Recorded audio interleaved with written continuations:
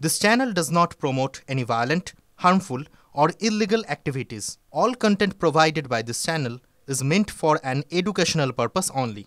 Cancer Healer Center, a new beginning. অন্যদিকে লালবাজারের নাকের ডগায় অস্ত্র পাচার। ভাবুন একবার, নজরদারি নিয়ে প্রশ্নের মুখে তৎপরতা কলকাতা পুলিশের। হিসেব মেলাতে আর্মস ডিলারদের ফাইল প্রস্তুত করছে লালবাজার।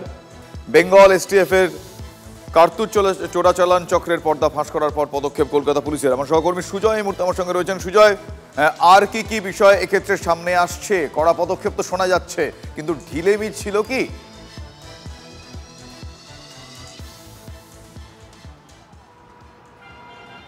দেখো, কলকাতা পুলিশের সদর দফতর লালবাজারের একদম নাকের ডগায় যেসব অস্ত্রের ডিলার রয়েছে তারা বা সেই অস্ত্রের ডিলারদের থেকে কার্তুজ চলে যাচ্ছিল দুষ্কৃতীদের কাছে বা চোরা চালান হচ্ছিল। বেঙ্গল এসটিএফ সেই চক্রে যখন তদন্ত শুরু করে তারপরেই এবার কলকাতা পুলিশও নড়ে চড়ে বসলো।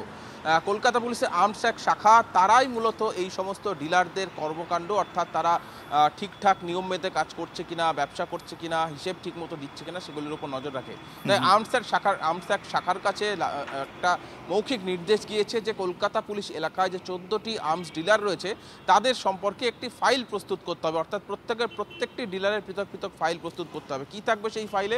সেই ফাইলে এই ডিলাররা নিয়ম অনুযায়ী যে প্রত্যেক সপ্তাহে তাদের কত কার্তুজ, কত অস্ত্র বিক্রি হলো, কাকে বিক্রি করলো, সেই যে হিসেব দেয় সেই হিসেবগুলো খতিয়ে দেখে ফাইলগুলো রেডি করতে হবে, প্রস্তুত করতে হবে। ইতিমধ্যেই সেই ফাইল প্রস্তুত হয়ে গিয়েছে এবং এই ফাইল প্রস্তুত করার কারণ হিসেবে যেটা জানা যাচ্ছে যে প্রথমত নিজেদের প্রস্তুতি রাখা, যে বাকি দোকানগুলি যেগুলির উপর এখনো নজরদারি গিয়ে পৌঁছয়নি সেই দোকানগুলি ঠিকমতো নিয়ম মেনে ব্যবসা করছে কিনা, অর্থাৎ এই যে কার্তুজের চোরাচালান তার সঙ্গে তাদের যে হিসেব দিচ্ছে তার কোনো গড়মিল রয়েছে কিনা সেটা খতিয়ে দেখা। একই সঙ্গে বেঙ্গল এসটিএফ যেহেতু তদন্ত করছে সেই তদন্ত প্রক্রিয়ায় তারা যদি কোনো তথ্য চায় সেই তথ্য যাতে আর্মস এক শাখা দিতে পারে। তৃতীয় যে কারণটি জানা যাচ্ছে যে যদি প্রয়োজন হয় লালবাজার থেকে নির্দেশ আছে তাহলে যাতে আর্মস এক শাখার থেকে যদি প্রয়োজন হয় তাহলে ডিলারদের কাছে তল্লাশি বা হিসেব চাওয়ার জন্যই এই প্রস্তুতি, অর্থাৎ একটা হোমওয়ার্ক করেই তারা নামতে চাইছে।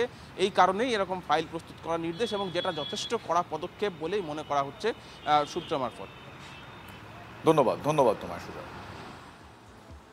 অন্যদিকে সাত সকালে স্বরূপনগরে শুটআউটের ঘটনা, যুবক নিহত। দত্তপাড়া উঁচু পোলের কাছে মোটর বাইক নিয়ে যাচ্ছিলেন ইশারুল গাজী। সেই সময় দুটি মোটর বাইকে করে কয়েকজন দুষ্কৃতী এসে গুলি চালিয়ে পালিয়ে যায়। গুলিবিদ্ধ অবস্থায় যুবক রাস্তার পাশে একটি বাড়িতে ঢুকে পড়েন। সেখান থেকে তাকে হাসপাতালে নিয়ে যাওয়া হলে মৃত বলে ঘোষণা করেন চিকিৎসকরা। আর স্বাভাবিকভাবেই এই ঘটনায় এলাকায় আতঙ্ক ছড়িয়ে পড়েছে। আমার সহকর্মী দীপঙ্কর এই মুহূর্তে আমার সঙ্গে রয়েছেন টেলিফোন লাইনে। দীপঙ্কর, এই ঘটনার পর এখনো পর্যন্ত কাউকে আটক করা গিয়েছে?